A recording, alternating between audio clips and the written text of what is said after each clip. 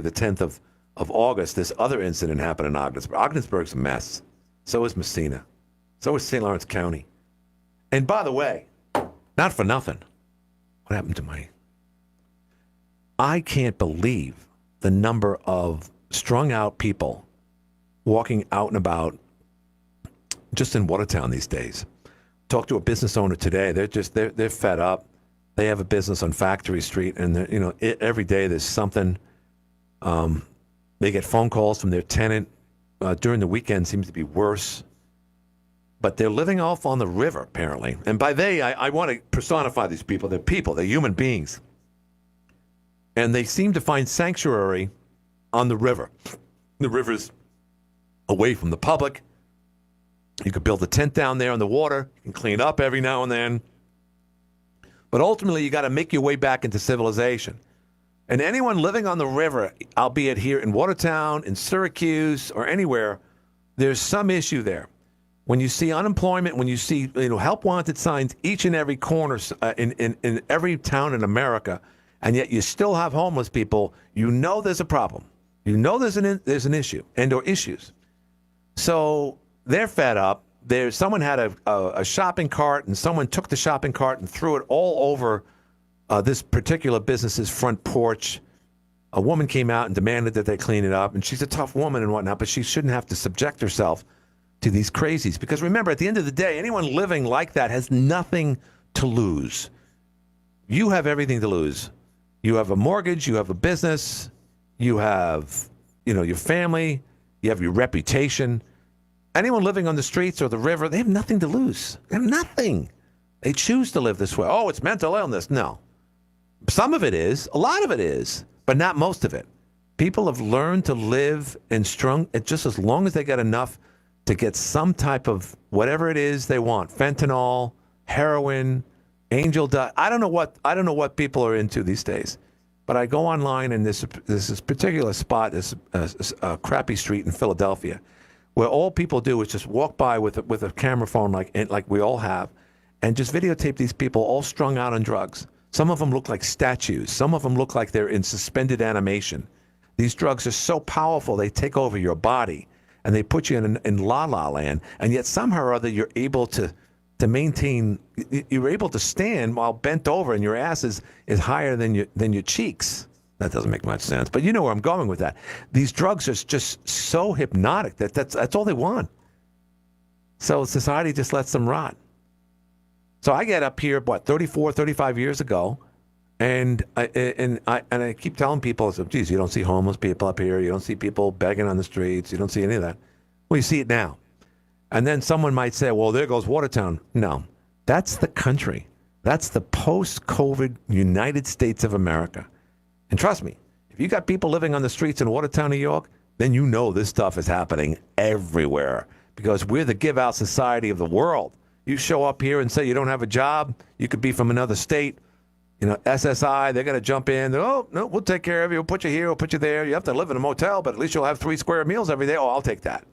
If somehow or other that doesn't do it for you, or a job making check that, $14, $15, $16 an hour at a fast food joint, and yes, that's the going rate these days.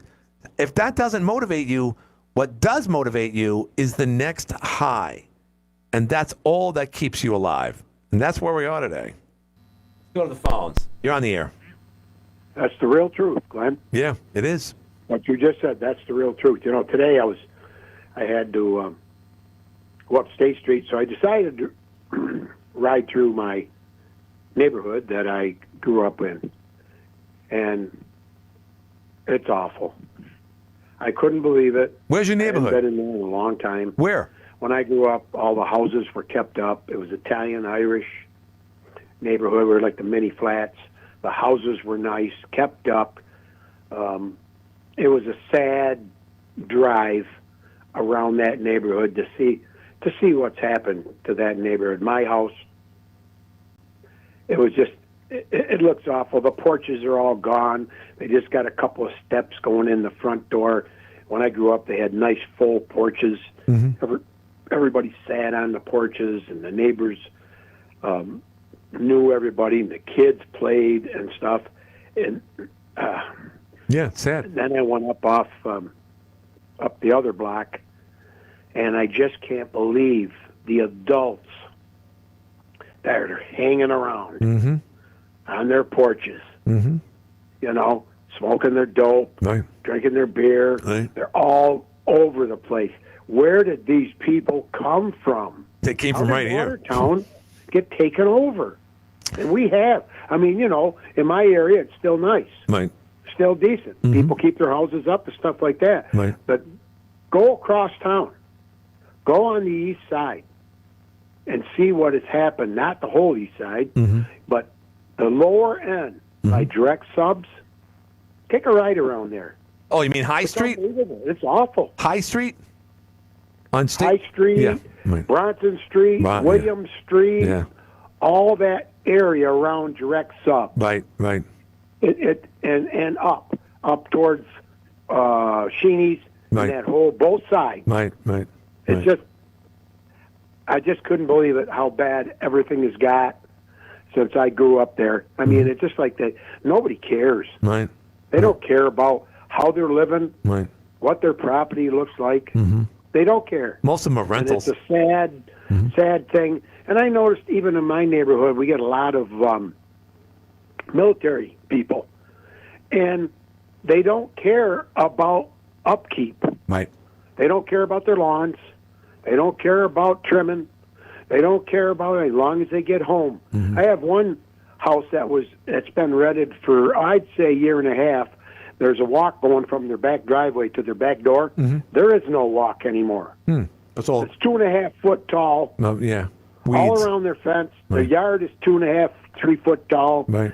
And all there is walking in a path to their back door. It's just, what has happened to people, Glenn? I don't understand. Well, it's Thanks, not all. Glenn. It's not. Thank you. It's not all people.